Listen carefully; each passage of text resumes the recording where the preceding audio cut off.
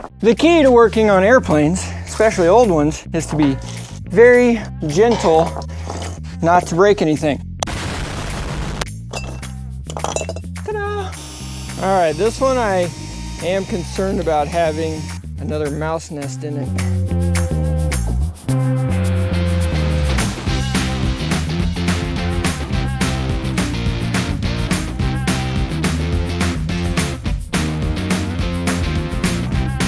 Welcome to Jimmy's World. My name is Jimmy, and this, as you'll see in a second, is my world. It is crunch time. The goal is to get this 310 in the air and flying to Sun and Fun April 4th. Today is January 1st, which leaves us like 10 weeks. Not much time to get an insane amount of work done.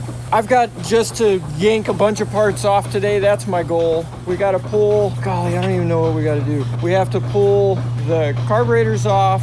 We got to pull the magnetos, the prop governors, and a bunch of other parts, the vacuum pumps, a whole bunch of stuff that needs to get rebuilt. That's all got to come off today. And then I got to make a list of everything else I got to do. That's insane. Yesterday, I was on the phone with a guy talking about this part right here. It's the pressure carburetor, and there's a bunch of diaphragms inside here that move in and out based on pressure and that kind of thing to give fuel to the engine. Well, he told me that this one piece to get rebuilt is $9,000. There's no way. That is even outside of any reason whatsoever.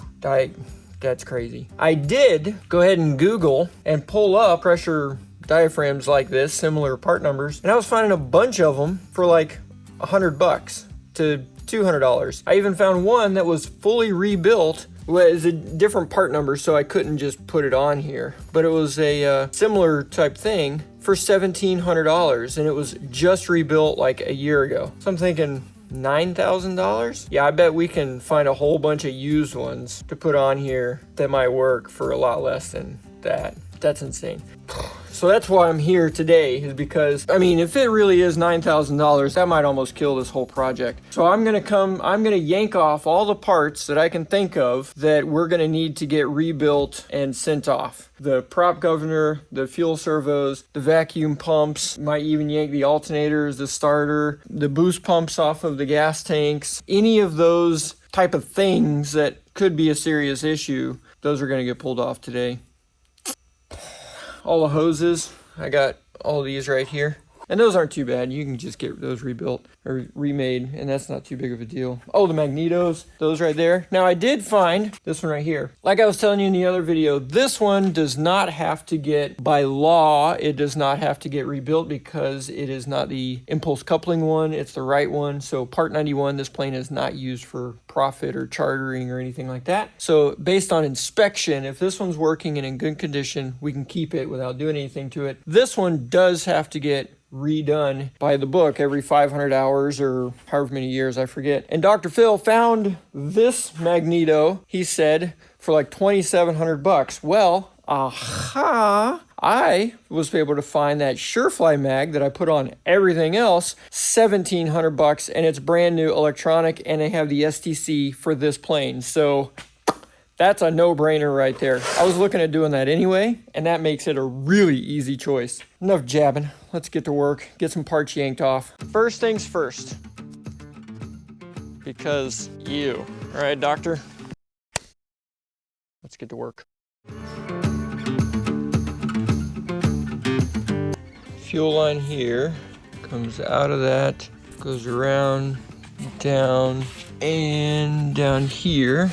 That looks like the engine-driven fuel pump right here.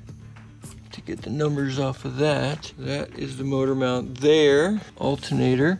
We're gonna take all these off, lube them up. There is PSD 5C-3, 391668-3. Perfect. That's what I was looking for. And that, don't actually know what that is. Huh. Starter. We know that that works. Oh, and that's broken now. Great. Okay, oil cooler. get some numbers from that. Magneto, I'm gonna go ahead and leave this on because we're gonna be replacing it with the Surefly, and that one we know works, and we'll just keep the engine sealed as much as we can. Got a vacuum pump.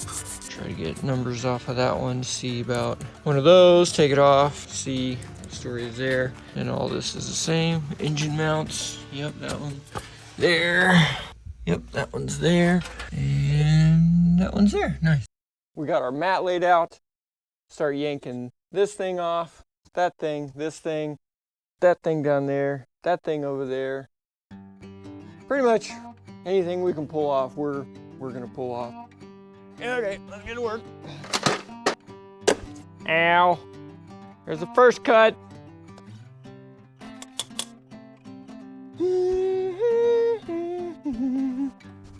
Any minute I am waiting for mice to come out of this thing, because that would be the perfect hiding spot for a mouse.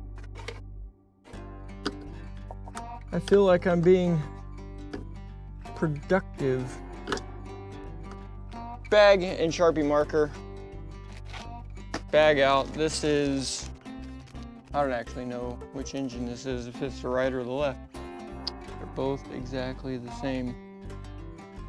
Since this one's sitting on the left, we're gonna call this one the left. All right, we are doing the carb. The Cessna 310 came out in 1954. There was an old TV show called Sky King that used one of these airplanes. That airplane they used was a 56, I think, or 57 B model, so it was the later and greater version of this. And it was a pretty popular TV show back in the day about a rancher in Arizona. Well, it was filmed in California, but the show was based in Arizona. You know, Hollywood, cameras, all that kind of stuff. You can't ever really believe what you see on film or on the internet. Except for some of the theories, conspiracy theories. I like a good conspiracy theory. My favorite one, did we really land on the moon? Just saying, I was just at the Houston Space Center.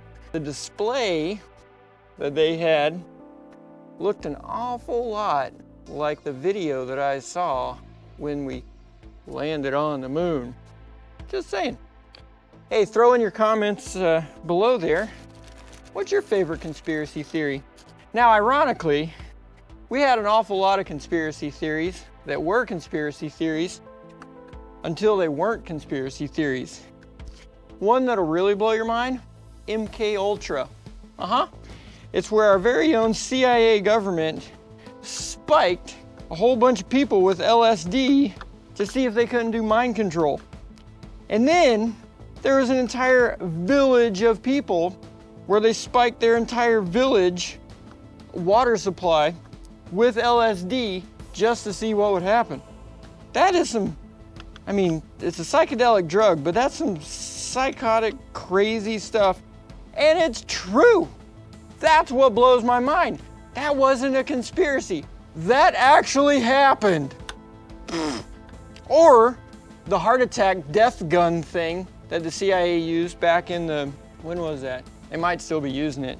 And they even had to disclose it in a court case that they lost, back like in 60 or something like that. So basically, what they did was take a gun, a little handgun, and they took the poison from some sort of shellfish, and they made a frozen pellet out of it. So that when somebody would get shot by this frozen pellet gun, the pellet would leave just a tiny, tiny, tiny red dot, smaller than a freckle, and nobody would be the wiser. It would get into their blood and they would have a heart attack. True story.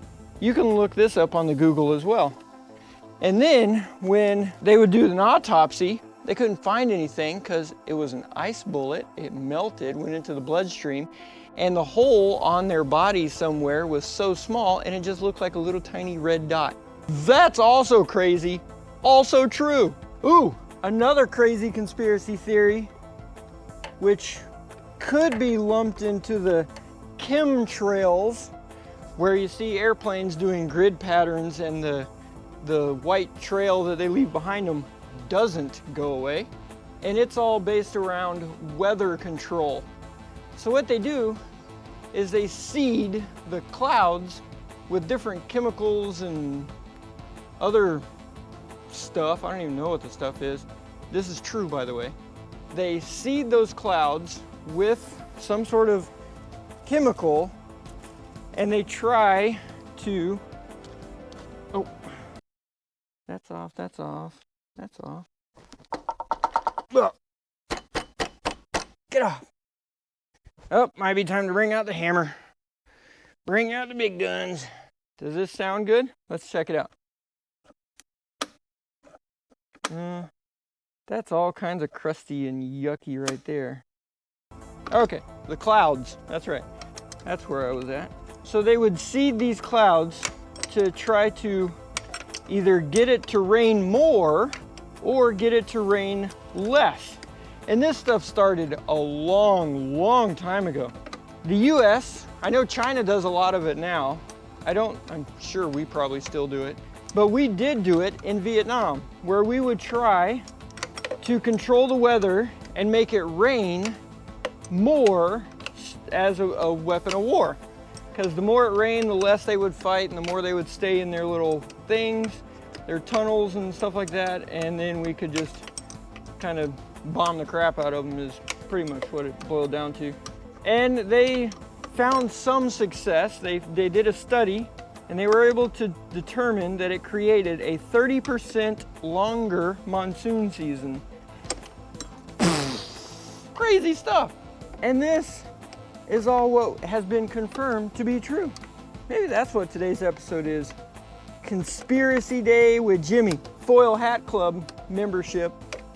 You know, and I'd be all right if a lot of these stayed conspiracies, but they're not. They're turning out to be true.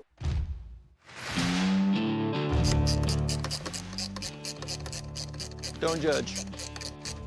This is the fastest way to get this bolt off, okay?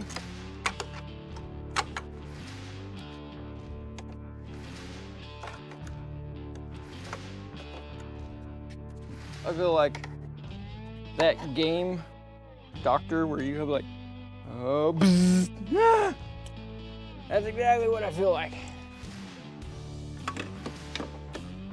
My mouse, here come to save the day. Well, Mike, your show Dirty Jobs. That'd be fun for you to do one on airplane mechanics, because that's definitely a dirty job. That's a good show. Oh my goodness, this right here really, really reeks of mouse urine.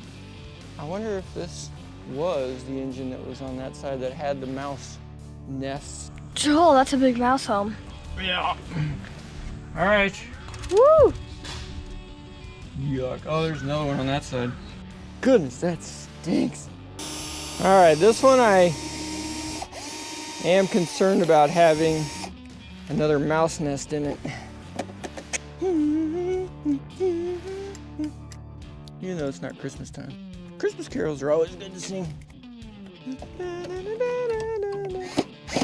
Well, miracles of miracles. There is no mouse in there. Although that air filter has definitely seen better. Ah, it's just yellow. Look at that, that's disgusting. And then when we were running it, of course, it sucked anything in there that, ugh. Mighty Mouse.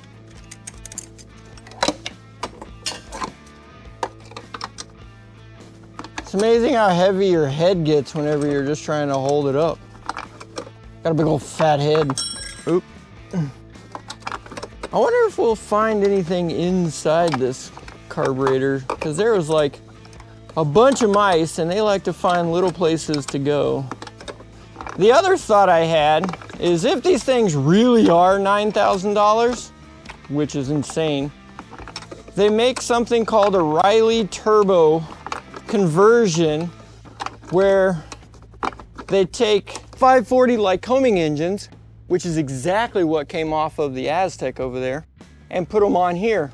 And it boosts up the horsepower, makes them go a little bit quicker, and you get rid of all this nonsense. That would be pretty stinking cool if that really was the right one. And I wonder if we could, like, what the paperwork would be to get an STC for it or something. Or if we just have to go, hey FAA, we're gonna turn this thing experimental and only fly it to air shows or something like that. Oh, there we go. Nice. Bolt out.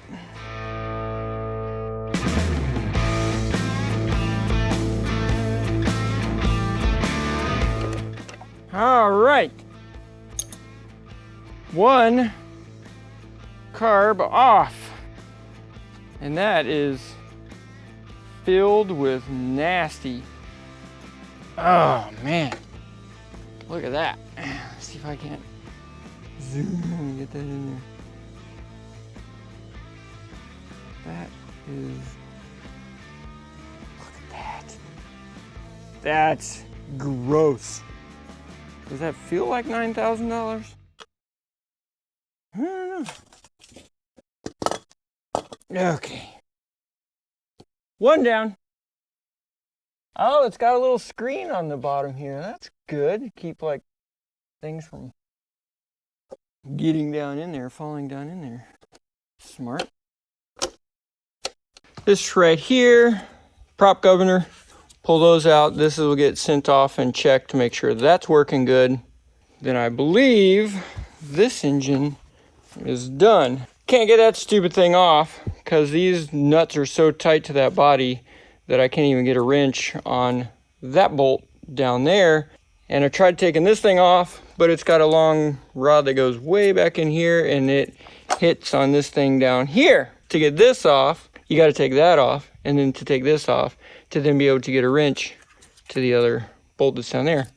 That's fantastic. The key to working on airplanes, especially old ones, is to be very gentle, not to break anything. Ta-da! So what all do we got to do to this airplane before April 4th? Well, we got to get the wings all the way put on. Then we've got to connect all of the cables to everything. Then we got to connect the landing gear. And we got to connect the lights. Then we got to connect all the fuel lines. And then we got to still service the struts. We got to change the tires and tubes. Oh, and we haven't even talked about detailing it yet. We still have to detail it to clean all of the mouse love and get this paint all shiny again. And then we still have the interior to do. I still have to check all of the avionics because I didn't get a chance to check all of those. Man, we got to put these props on here. We have to get these parts rebuilt, hunt down and find places that can even rebuild these things. I mean, and we have to clean all the seats and interior. We still have an annual to do on it, which is, you know, lubricating all of the cables and pulleys, we still got to connect the cables, all the control cables to the flaps and tail. We still got to put the tail on the thing. Oh my gosh, I'm gonna need a lot more help than just myself, Grizzly, and Dr. Phil. This is my call for help. We are gonna be doing a couple of work days on this thing, and I need your help. If you are able, and you have the skills doing some cleaning, some mechanicking, stuff like that. The first day we're gonna do a cleaning day on that thing, getting it all cleaned out so we can start putting things back together. And then after that, we'll be doing a couple of mechanic days, starting to put things on, get things connected and tested and so on and so forth.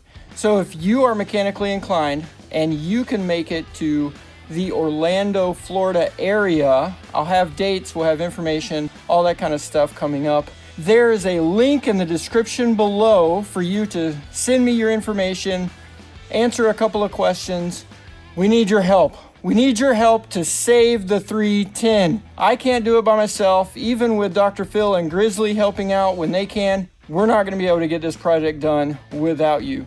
So go to the link in the description below, fill out the information. We need your help to get this thing done before April 5th. thank you in advance. I can't wait to be able to meet some of you and to actually work with some of you to save the 310. Now look at what I just found right here. 6/20/62 is the casting date for this engine. That airplane is a 1955 model. So my question is, this is obviously not the original engine. Let's go look at the other engine. Okay, now we have 1/2/58. Huh, these are obviously not the original engines to the airplane. This just gets more and more interesting, doesn't it? Very interesting. Let's look at our haul today. We got one pressure carb, $9,000. We got one governor, about $1,800. We got one fuel pump. I have no idea how much it is, probably $1,000. We have another pressure carb, $9,000. We got another governor down in there, $1,700 or so. And then another fuel pump down in there for another $1,000. And then all these hoses here, about $1,000 for the hoses. I'm hoping those alternators check out right. And I'm hoping these starters check out good. That's insanity! Speaking of insanity,